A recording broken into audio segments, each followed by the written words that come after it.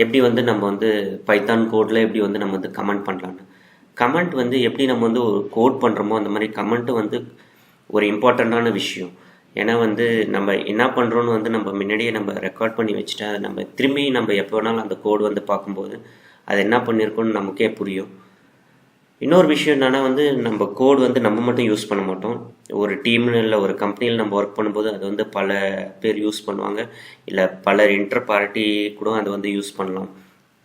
அதனால் வந்து நம்ம வந்து கமெண்ட் பண்ணுறது வந்து ரொம்ப ரொம்ப முக்கியமான விஷயம். நான் வந்து பைத்தானில் வந்து எப்படி கமெண்ட் பண்ணுறதுன்னு நான் வந்து காமிக்கிறேன். பைத்தானில் வந்து நீங்கள் வந்து 2 விதமான கமெண்ட் இருக்குது. ஒன்று வந்து சிங்கிள் லைன் கமெண்ட்டு, இன்னொன்று வந்து மல்டி லைன் கமெண்ட். ஃபஸ்ட்டு நம்ம எப்படி சிங்கிள் லைன் கமெண்ட் வந்து பண்ணலான்னு பார்க்கலாம். சிங்கிள் லைன் நீங்கள் கமெண்ட் பண்ணணுன்னா நீங்கள் வந்து ஹேஷ் கொடுத்து உங்களோட கமெண்ட்டை நீங்கள் வந்து இது பண்ணணும். இப்படி பண்ணிங்கன்னா வந்து உங்களுக்கு நீங்கள் பார்க்கலாம் ஐபைத்தான் கன்சோலில் இது வந்து எக்ஸிக்யூட்டே ஆகலை, அதனால தான் உங்களுக்கு எந்த அவுட்புட்டுமே வரலை. இப்போ வந்து நம்ம வந்து எப்படி மல்டிலைன் கமெண்ட் வந்து நம்ம வந்து பண்ணலான்னு பார்க்கலாம். நான் வந்து மல்டிலைன் கமெண்ட் வந்து நான் ஒரு ஃபங்க்ஷன் உள்ள காமிக்கிறேன், அது எப்படி பண்ணுறதுன்னு. இப்போ நம்ம வந்து ஒரு டெஸ்ட்டுன்னு ஒரு ஃபங்க்ஷன் எடுத்துக்கலாம். நீங்கள் மல்டிலைன் கமெண்ட் பண்ணும்போது வந்து மல்டிலைன் ஸ்ட்ரிங்காக கொடுக்கணும். மல்டிலைன் ஸ்ட்ரிங்கு எப்படி கொடுக்கணும்னு உங்களுக்கு வந்து ஏற்கனவே தெரியும். நீங்கள் வந்து சிங்கிள் ட்ரிபிள் கோட் கொடுக்கலாம், இல்லைனா வந்து டபுள் ட்ரிபிள் கோட் கொடுக்கலாம். நான் வந்து இப்போ சிங்கிள் ட்ரிபிள் கோட் வச்சு எப்படி பண்ணுறதுன்னு பார்க்குறேன்.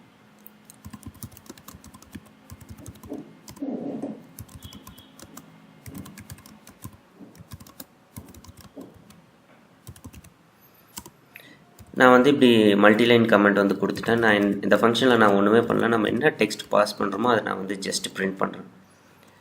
இப்போ நான் இந்த ஃபங்க்ஷனுக்கு வந்து நான் இப்போ வந்து ஹலோன்னு இப்போ நான் பாஸ் பண்ணேன்னா அது ஹலோன்னு வந்து பிரிண்ட் ஆகும். இப்போ பார்த்தீங்கன்னா இந்த இடத்துல நான் 2 லைன் கமெண்ட் கொடுத்துருக்கேன், ஆனால் இது வந்து எதுவுமே வந்து உங்களுக்கு வந்து பிரிண்ட் ஆகலை, எக்ஸிக்யூட் ஆகலை. இப்போ வந்து நம்ம கமெண்ட்டுக்கு அப்புறம் இன்னொரு விஷயம் வந்து பார்க்கலாம். வந்து டாக் ஸ்ட்ரிங்னு வந்து பைத்தானில் இருக்குது.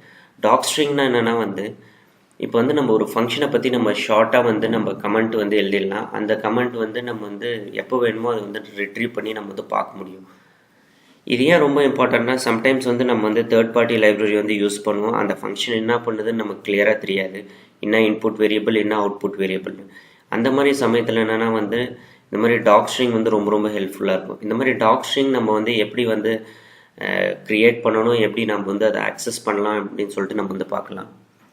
இப்போ நான் ஏற்கனவே க்ரியேட் பண்ண ஃபங்க்ஷனில் பார்த்தீங்கன்னா நான் டாக் ஸ்ட்ரிங் மாதிரி தான் நான் க்ரியேட் பண்ணியிருக்கேன்.